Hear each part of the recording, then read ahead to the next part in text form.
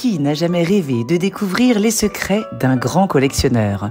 Le musée d'Échelette lève le voile sur l'incroyable donation de Camille Benoît, l'une des figures marquantes de la vie parisienne de la Belle Époque, aujourd'hui effacée par l'oubli.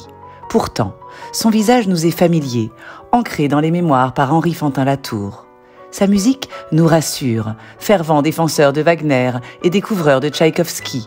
Ses goûts en matière d'art aussi, lui qui avait fait don de la Nef des Fous de Jérôme Bosch au Louvre. Compositeur, musicographe, poète, critique d'art et conservateur au Louvre, Camille Benoît était aussi un collectionneur reconnu. Né ici, à Roanne, cet enfant du pays retrouve enfin la lumière qui lui est due, entouré par ses chefs-d'œuvre, soigneusement orchestrés dans une exposition à son image, éclectique, exigeante et musicale. Pour la première fois, nous rencontrons cet homme à travers ses choix et sa sensibilité artistique en pénétrant dans l'intimité de sa collection. Ici, ce paysage remarquable aux tonalités automnales, signé Camille Corot, nous guidant à travers les bois dans une délicieuse invitation au voyage.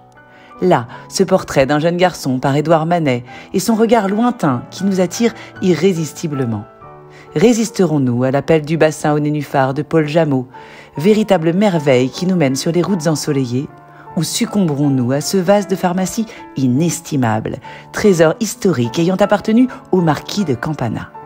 Et que dire de ces peintures animalières de la famille Bonheur, véritables marqueurs de leur temps? Car au fond, ces chefs-d'œuvre dépassent les simples affinités de leurs collectionneurs. Ils dessinent les contours d'une époque révolue à travers le regard aiguisé d'un grand amateur d'art. Finalement, peut-être est-ce le portrait de cette jeune fille, attribué à Louis Aubert, qui pourrait, à lui seul, encapsuler l'esprit de cette collection d'un raffinement incomparable.